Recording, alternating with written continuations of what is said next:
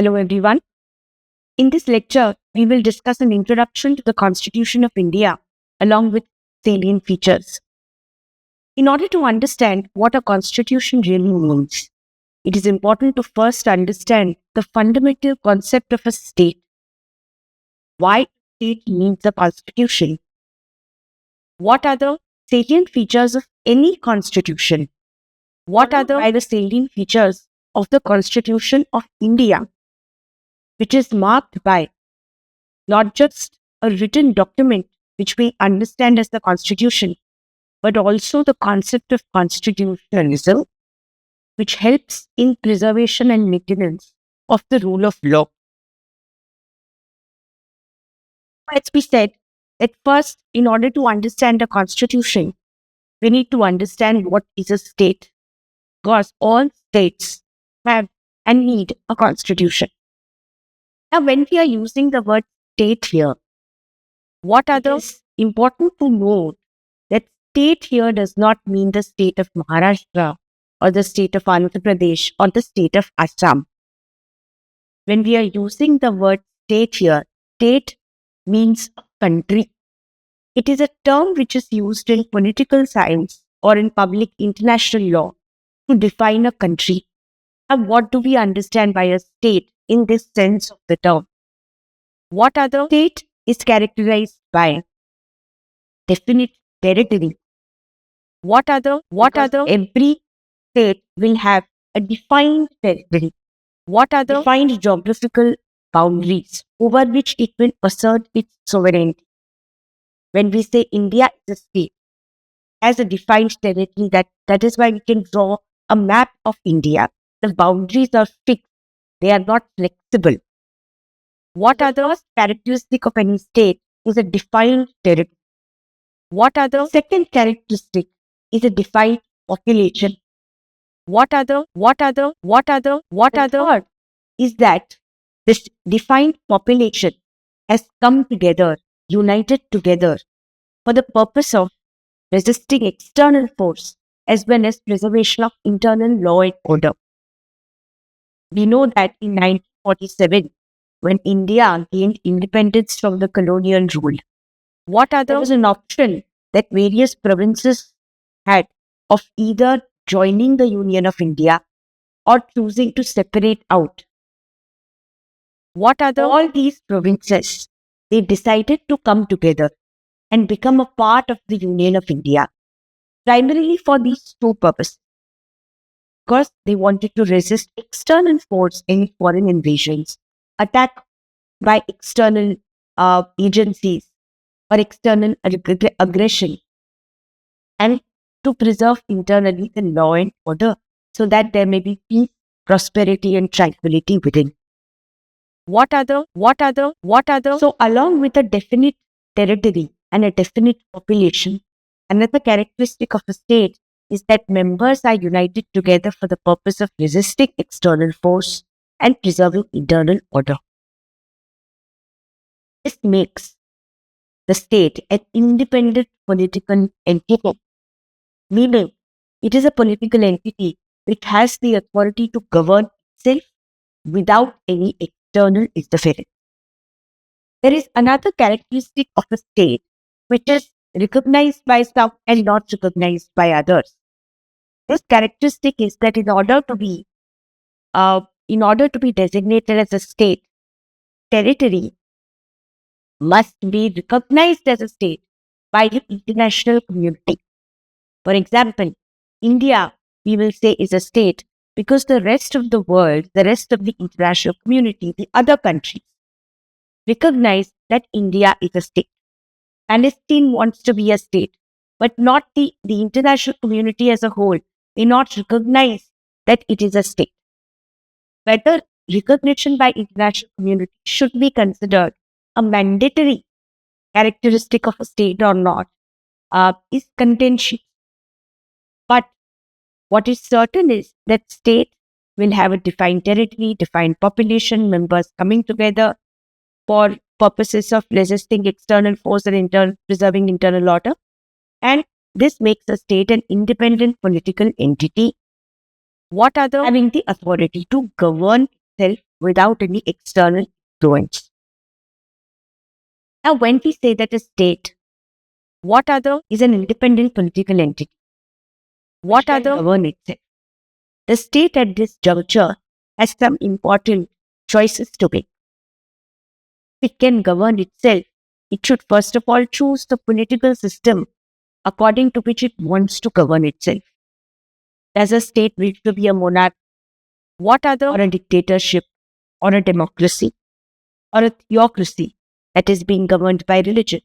These are choices that a state can make independently when it is a state, an independent political entity. Nobody else, meaning some other country, cannot tell us which political system we want to adopt. Now, depending on the political system by which a state chooses to govern itself, it will have to administer itself relying on some fundamental principles, a set of do's and don'ts. Will have to adopt an economic system, a political system. Will have to decide major organs and agencies through which governance of the country will be carried out.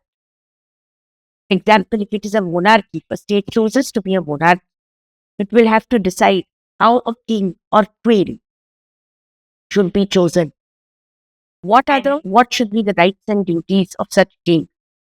What should be the governing principles by which the king or queen should be guided? What should be the rights, if any, of the people of the kingdom? What are the such king or queen? Similarly, should a state choose to be a democracy, then it should decide how that democracy will function. What should be the basic set of principles according to which the governance of the country to be carried out.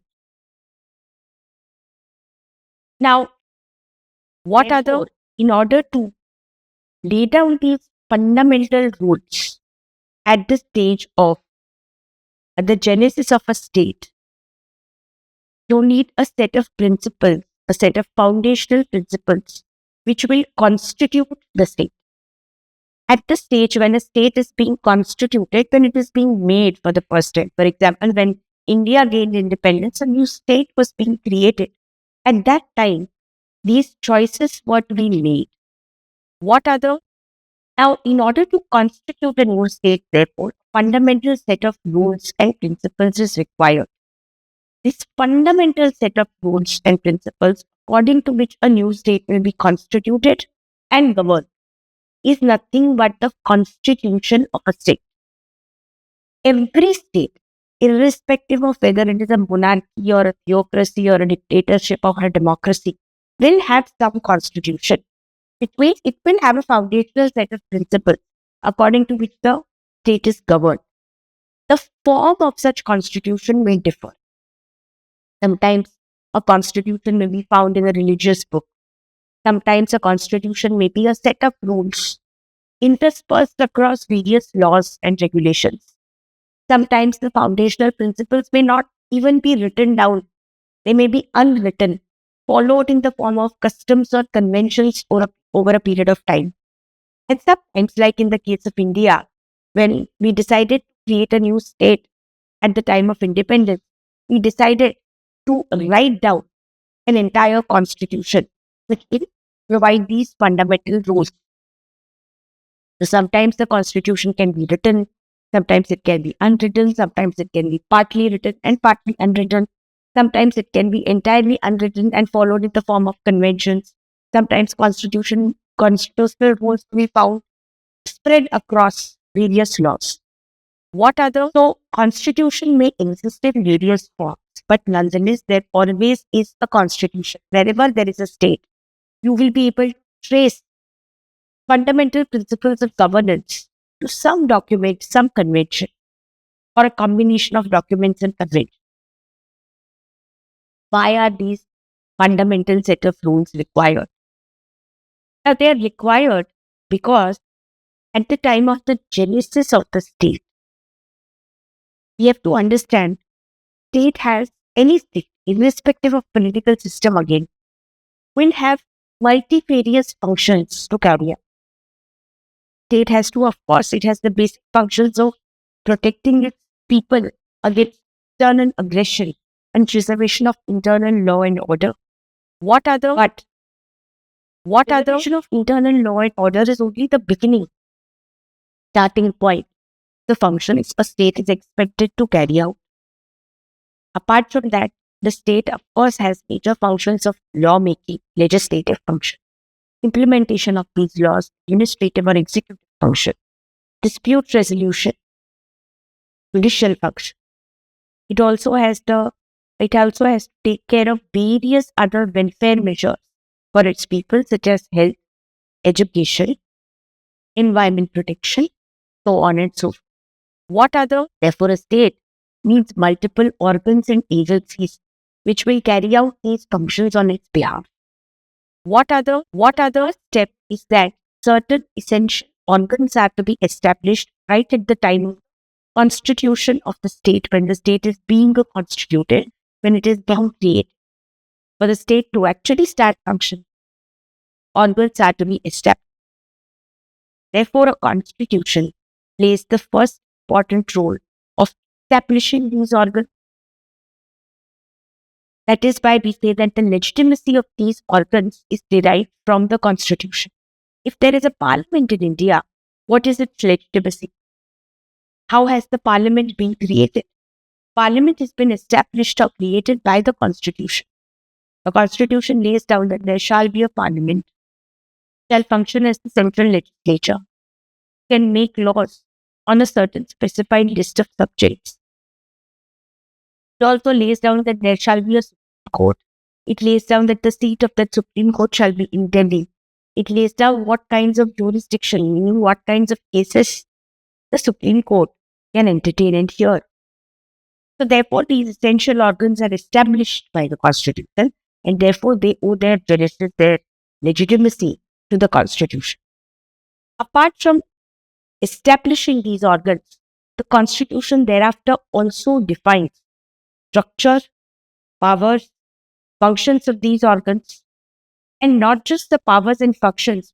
More importantly, the Constitution also imposes restrictions on these powers, limitations on these powers, so as to ensure that no single organ or agency should become all powerful. What other? All organs should function within a certain domain as defined for it by the Constitution, and not encroach upon the domain of another organ. Otherwise, one organ is given too much power, unbridled power without any restriction. What other? Such organ may turn abusive or tyrannical, may start misusing that power. The idea is that the Constitution will give only a specified restricted amount of power to each organ and draw boundaries for such power. What other? It also means that the Constitution provides for interrelationships among organs. All these organs and agencies, although they are supposed to carry out separate, distinct functions, ultimately all of them are supposed to work together towards the governance of the state. And therefore, their interrelationship also needs to be defined by the Constitution. What is the relationship of the legislature with the executive with the judiciary? And ultimately, what is the interrelationship of these organs with the people of the state? These are very important interrelationships that the Constitution bids to define. What other? Now, coming to the Constitution of India, as we've discussed the characteristics of all constitutions, the Constitution of India also defines the major organs and instrumentalities, their structure, powers, functions, limitations on their powers, and provides the interrelationship among these organs and the interrelationship between these organs and the people of India.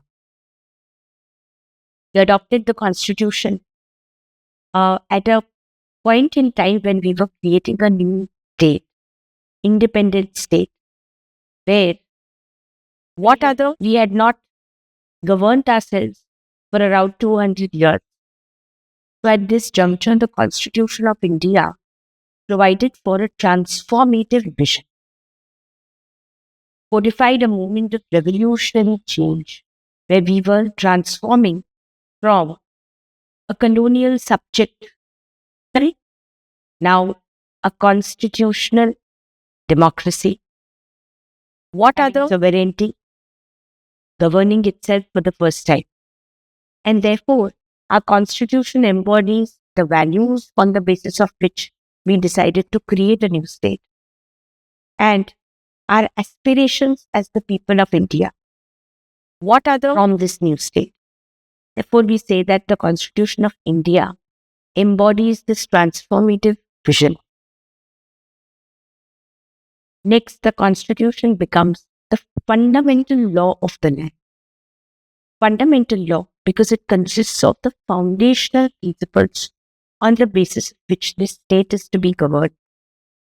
What are the because it is the fundamental law means that all other laws that are to be enacted by the parliament or by the state legislatures should only be in consonance with this fundamental law. It's fundamental law, all other laws to be made in accordance with the fundamental law, which means that no law passed by the parliament or by the state legislatures can contradict or contravene the provisions of the Constitution of India.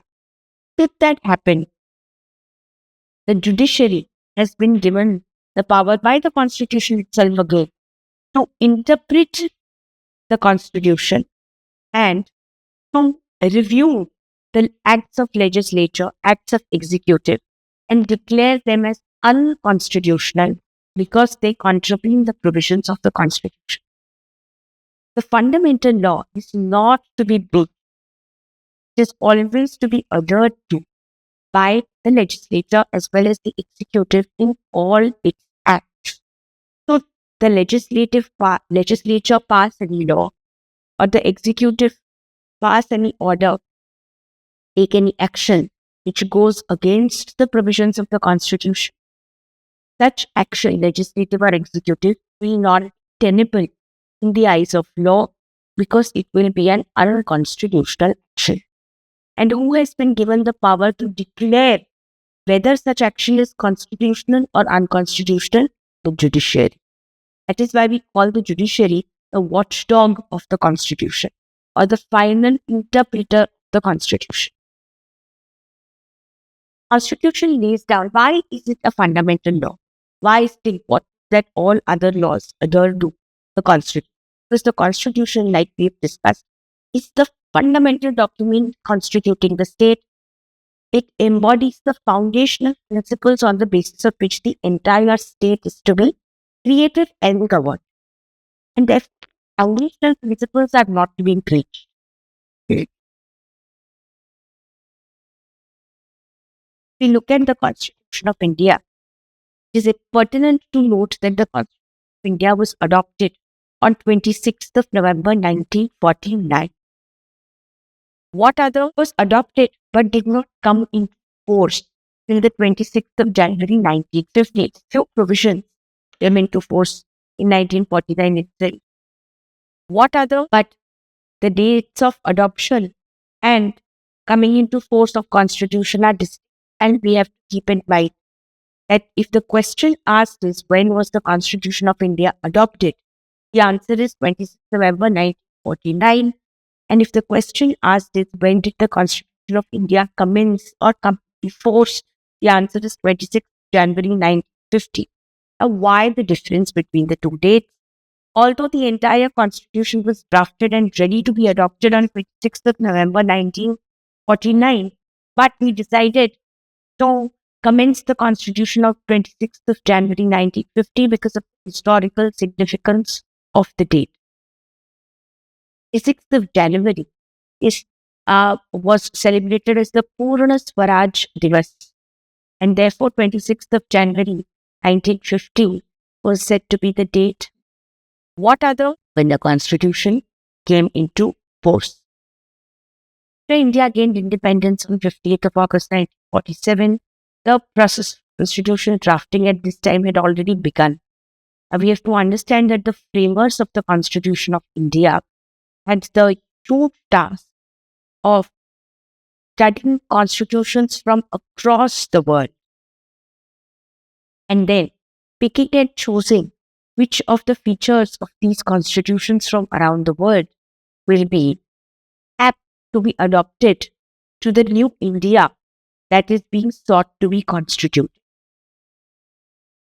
What other advantage that the Constituent Assembly had was that the constitution which is being drafted, Constitution of India, was relatively a modern constitution, meaning that by this time, by the 1940s, what other modern democracies around the world had already adopted a constitution.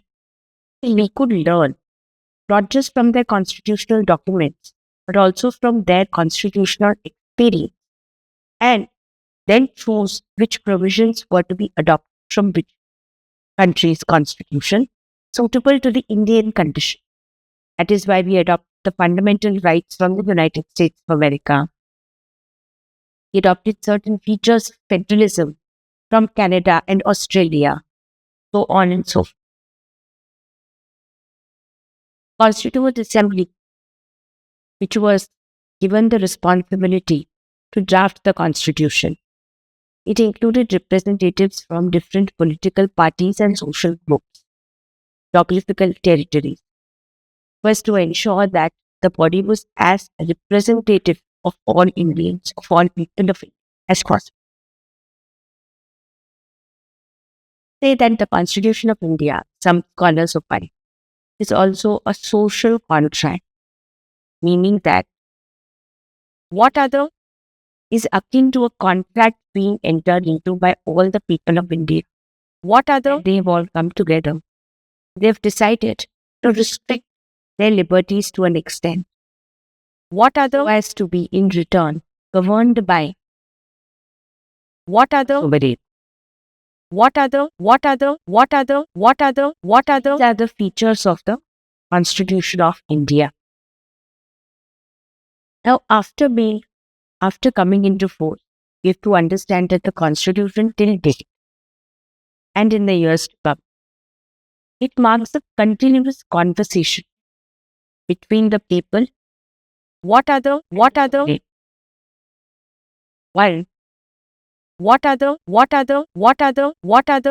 the source of authority of the Constitution, if you are?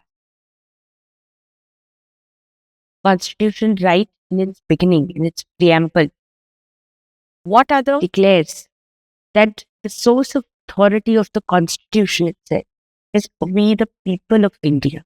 What other preamble says? We the people of India are giving to ourselves this Constitution, which means that the source of authority for all other organs, the Constitution, but the source of authority, the Constitution itself, are the people of India. What other the people of India? What other ourselves this Constitution? What other, which means that the Constitution needs to constantly reflect the changing will and aspirations of the people of India. What other, if that is to be achieved, Constitution cannot remain a static document. What other, it needs to change with changing time. Therefore, we say that the Constitution is a living document. What other the framing of the Constitution itself, our framers had the vision to understand the same. Therefore, they never intended the Constitution to remain exactly the same as it was enacted. Nor are we bound to follow the original intention behind the adoption of provisions by the framers of the Constitution. Therefore, the Constitution, right from its beginning, consists of provision for the Constitution also. The Constitution, therefore, is a living constitution, a living document, because it changes, it evolves. Now, although some people question whether it is accurate to say that we, the people of India, have given ourselves this Constitution, why is this question raised? This question is raised on two grounds. One, by saying that the people of India who actually drafted the Constitution or who were actually involved, what are the in the drafting of the Constitution? Some people question that they were a very limited body of people. They did not fully represent the people of India. They were not elected popularly. What other? And therefore, they need not have reflected the needs and wishes of all of the people of India. The second question that is raised is that even if we consider that the body was representative, constitution framing, body was representative, how does we, the people of India, as given in the constitution, include us, the people of today, who are not even born at the time when the constitution was drafted and it came in? Now, the answer to this question is this: that one, the Constituent Assembly was as representative as possible. What other was as representative as possible? There were provincial elections held, although these were limited. But there were elections held, and as far as possible, an attempt was made to make the body as representative as possible in terms of geography, in terms of ethnicity, religion, gender. And also, one has to understand the limitations of the exigencies of the time when we were a new nation taking birth, and one did not have any experience, not in constitution drafting, not in governing ourselves. The country itself was disintegrated to a measured attempt till we make the entire nation together and form one will. Now, secondly, the second question, which raises whether we, the people who are born much after the commencement of the Constitution, are included within the meaning of we, the people of India. The answer to that is that the Constitution is living. It has been amended more than 100 times now. So, although original Constitution was drafted by framers at that time, we have the option of amending the Constitution. We have the option of reinterpreting, widening the interpretation of certain provisions of the Constitution to suit the will and aspirations of the people of today. Now, here, the judiciary plays a very important role. And how is the judiciary able to play an important role? Because the Constitution itself has given judiciary the power to judicial review. What are the judicial review mean? It means that the judiciary, here you mean the constitutional courts, that is the High Court and the Supreme Court, have been given the power to review the actions of legislature and executive. On what basis are the actions reviewed? On the basis of the provisions of Constitution of India. After reviewing these actions, if these actions are found to be unconstitutional, they are declared as. If these actions are found to be violative of the fundamental rights of the people of India, then the judiciary will ensure that these actions are held to be unconstitutional and fundamental rights of people are enforced. This power of judicial review, which is also given by the Constitution, is therefore a crucial component of the continuous conversation between the Constitution and its people. It is what makes the judiciary the final interpreter of the Constitution, or the organ which safeguards fundamental rights of the people. And therefore, we say that the Constitution is a continuous dialogue between citizens and state. When defines the relationship between the citizens and the state. And this relationship has evolved through judicial interpretations, through legislative amendments, through societal changes, so as to ensure that the Constitution continuously reflects the will and aspirations of the people of India.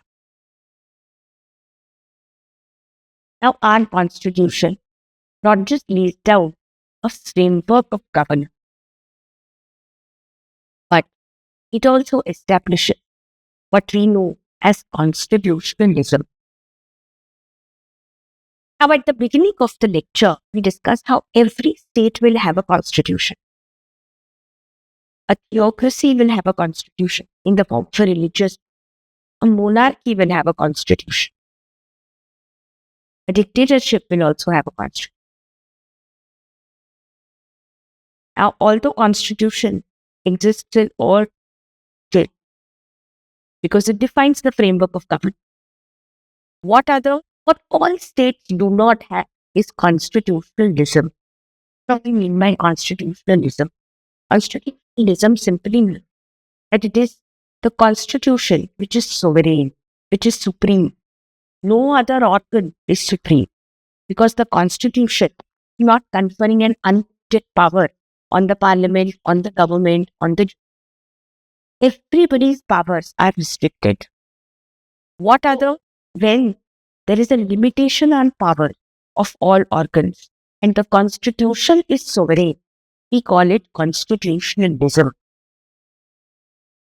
So there is a difference between constitution and constitutionalism. While all constitutions will confer powers on various organs of government, constitutionalism recognizes the need for government but insists upon limitation of power.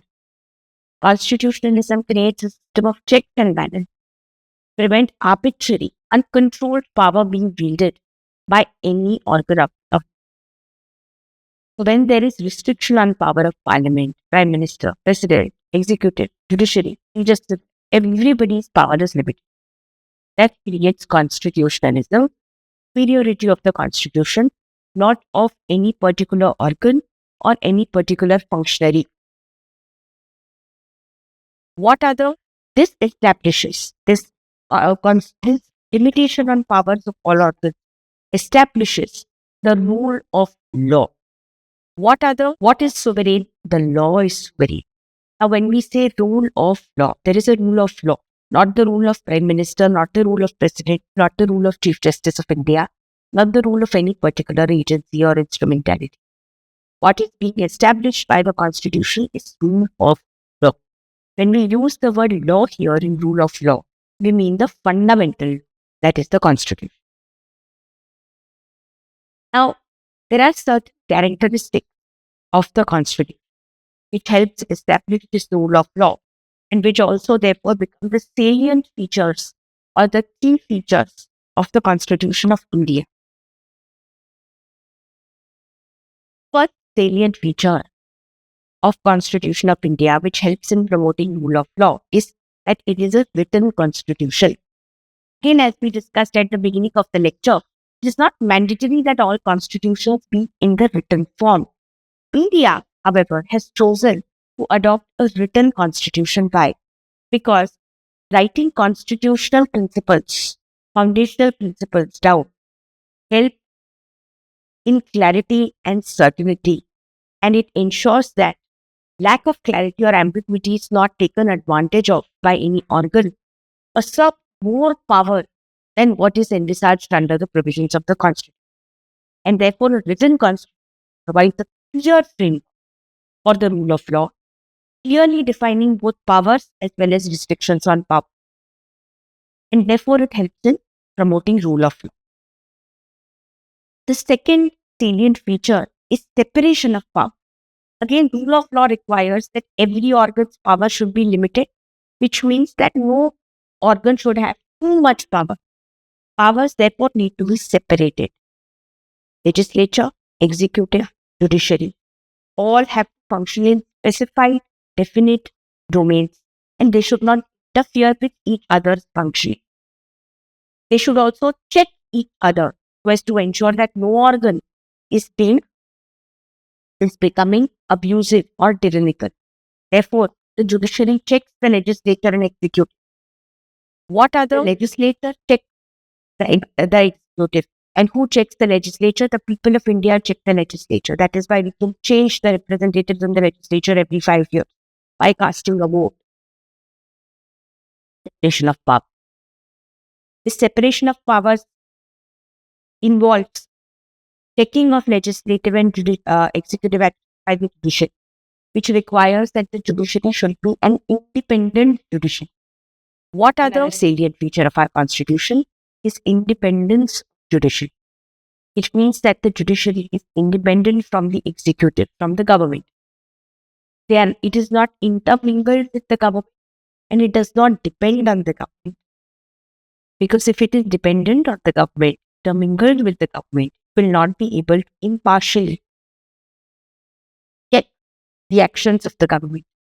And therefore, independence of judiciary is a very important facet of rule of law in India. The next salient feature is that our constitution provides for free and fair elections to allow citizens to choose their representatives, ensuring that governments are accountable to the people, responsive to the people, and ultimately, sovereignty of the people of India is maintained through the sovereignty of the constitution. What are the next salient feature of the constitution is that it is a socialist state. Now, the concept of socialism has to be understood very carefully here. Socialism here does not have classical meaning. In the classical meaning of socialism, that all means of production, all enterprise is owned by the government or collectively owned by all people. That is not the meaning of socialism here. When the preamble to the Constitution of India uses the word socialism, it means a mixed economy. What are the that we are neither 100% capitalistic nor 100% socialist? Some means of production can be owned by the government at public interest, and others can be allowed to grow through a free enterprise. The word socialism did not exist in the preamble since its inception. It has been incorporated by way of constitutional amendment in the year 1976. 42nd Amendment of the Constitution in the year 1976 inserted the word socialism. It emphasizes a mixed economy that both public sector as well as private sectors can coexist. The Supreme Court has interpreted the meaning of socialism here as mixed economy, aimed to eliminate inequality and provided this standard of living for all. That is, so socialism means mixed economy, and it means it promotes the cause of economic justice and social justice in India. The next salient feature, what are the Constitution of India, is that it establishes a secular state. The word secular was again inserted into the preamble by the 42nd Amendment of 1976. Does this mean that prior to 1976, the Constitution was not secular? No. Constitution was always a secular document because freedom of religion was always provided as a fundamental right under our Constitution. During the Constituent Assembly debates, it was always recognized that India is characterized by religious pluralism, and therefore there should be equality of treatment towards people practicing all religions. The state should not discriminate against any religion. State should not promote any religion.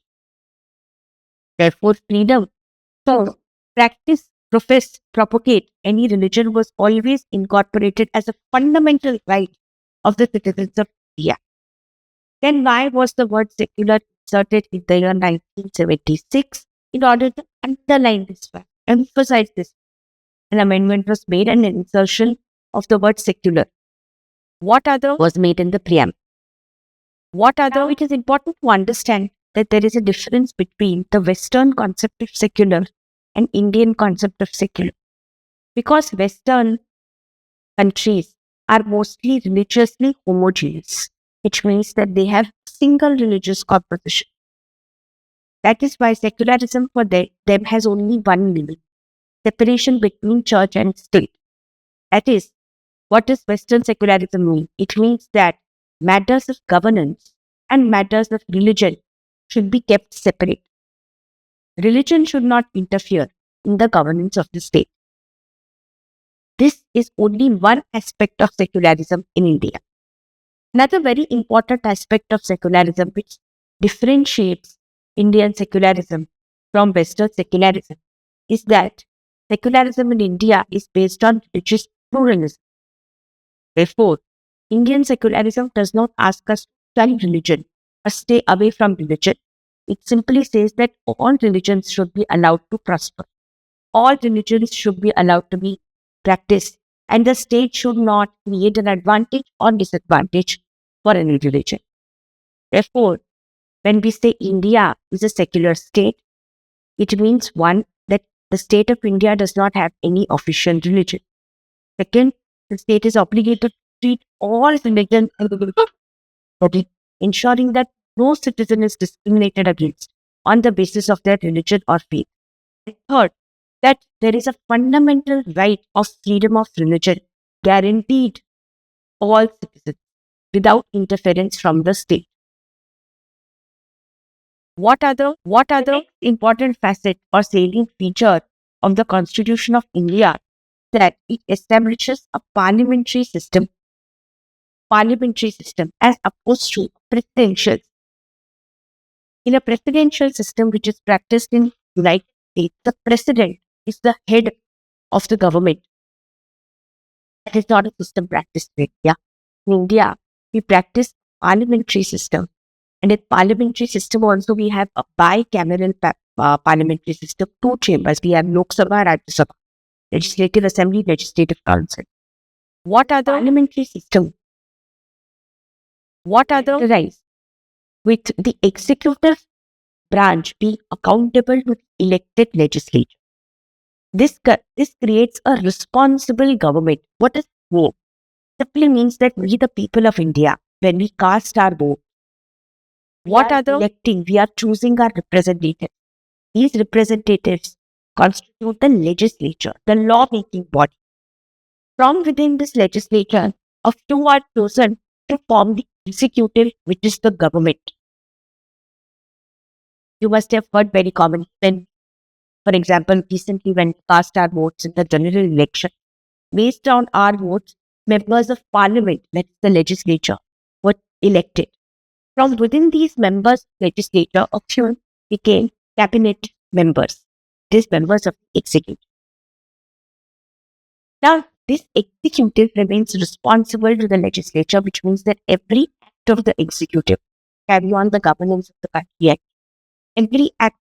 For every act of the government, they are responsible to, accountable to, answerable to the parliament, because the parliament consists of our representatives.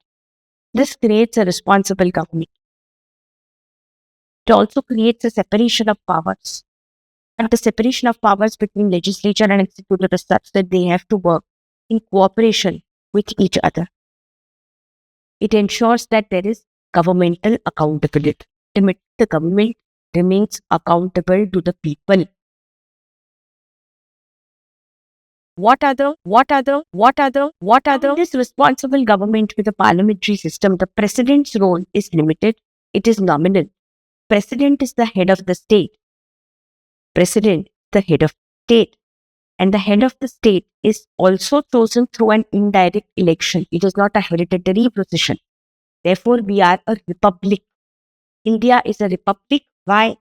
Because the head of the state, that's the president of India, is elected, although indirectly elected, but the head of the state is an elected position, not a hereditary position. That is why India is a republic. Head of the government, on the other hand, in India is the Prime Minister, who is at the head of the Council of Ministers. The President has to act in accordance of the aid and advice of Council of Ministers only. The Council of Ministers are in turn responsible to the legislature, that's the Lok Sabha, and through the Lok Sabha, therefore, to the people of India. The next most important salient feature of our constitution is that it establishes certain fundamental rights for the people of India. What are the fundamental rights? Fundamental rights are certain rights that we enjoy against all state action. It was recognized that when the state functions, there may be different governments in power, different political parties having various ideologies, different policies may be adopted from time to time. As a result of which new laws may be passed, new policies may be made. Irrespective of what changes are being made to the law or the policy, there should be some rights of the citizens which will never be breached by the state. Because these rights are basic to living a life of human dignity. These rights are called as fundamental rights. Fundamental rights are majorly enjoyed by us against state action. Fundamental rights means that state cannot act in such a way as to reach certain basic rights. There are many fundamental rights enshrined in Part 3 of the Constitution. We will study them in detail. But just to give you a brief idea, the fundamental rights are right to equality, which means the state in its action cannot discriminate on the grounds of religion, race, caste, sex, place of birth. What other? The state should also give equal protection of laws to all citizens without any discrimination. State must ensure that there is freedom of speech and expression. What other? And that there is freedom of religion. What other? Study further when we discuss fundamental rights in detail. These fundamental rights are majorly enjoyed against state action. But these fundamental rights are not absolute rights. Like there are restrictions on the powers of the state. There are restrictions on the rights of the people also. What other? It has guaranteed equal protection to all. What other part of fundamental right? This brings us to another salient feature of our constitution, where equality requires that the state should take care of the welfare of all people according to where they are situated. And therefore, special provisions can be made for the protection of the marginalized sections of people, more vulnerable, historically disadvantaged. Therefore, there are safeguards created by the Constitution for minorities, religious minorities, linguistic minorities, and backward classes of citizens. These provisions allow for reservation of scope to legislators, reservation in service of the government, various welfare schemes to be adopted, and also for protection of language and culture of those belonging to minorities. What other? Free and fair elections are an essential attribute of every democracy. Right from the commencement of our constitution, India follows the universal adult suffrage, which means all citizens aged 18 years and above have the right to vote, irrespective of gender, irrespective of religion, race, caste, place of birth, place of residence, etc. What other? Or which constitution establishes an independent body called the Election Commission of India to ensure that elections are conducted in a free and fair manner, without any partiality, without any wrongdoing. These free and fair elections ensure that there is no manipulation by political parties, and therefore we, the people of India, are able to voice our aspirations by choosing our representatives without any manipulation. What other? As we have discussed earlier also, that the judiciary is called the watchdog of the Constitution, final interpreter of the Constitution, which requires that first judiciary should be independent. Constitution creates an independent judiciary, independent meaning independent of executive control and influence, ensuring independence from any political incentives. So there is independence from political influence. This allows the judiciary to review legislative and executive actions partially, which in turn allows the judiciary to protect the fundamental rights of the people of India. Therefore, we say judiciary is the protector or guardian of fundamental rights. What others are constitution? What other is the final interpreter of the Constitution? Now, lastly, what other feature of the Constitution of India is federalism. What one understands by federalism is multiple tiers of governance. We have adopted the feature from America. Classical federalism, as we understand it, stems from the American experience. In America, various states came together, decided to form a part of a country, which they called the United States of America. What are the classical federalism which US practices? All the states have equal treatment from the center. States have retained a great deal of autonomy. They have their own constitution. They can differ from each other and from the center on major points of policy. System of classical federalism was not considered desirable in India right from the inception, because in India there is a great deal of heterogeneity, and therefore maintenance of unity and integrity of the country has always been a challenge. Therefore, if India gives a great deal of autonomy to its state or its federal units, there is a risk of disintegration of the state. And therefore, under the Indian Constitution, although for the sake of administration, multiple tiers of governance were created, and in this sense, federalism was adopted. Two-tier system of government was created: central government, state government, central legislature, state legislature, operating independently within their state. Constitution defines what is the division of power between center and state. Legislative, administrative, financial powers are distributed between central and state government, ensuring a balance. However, what are the Indian federalism is different from classical federalism. Indian federalism is also therefore called as quasi-federalism.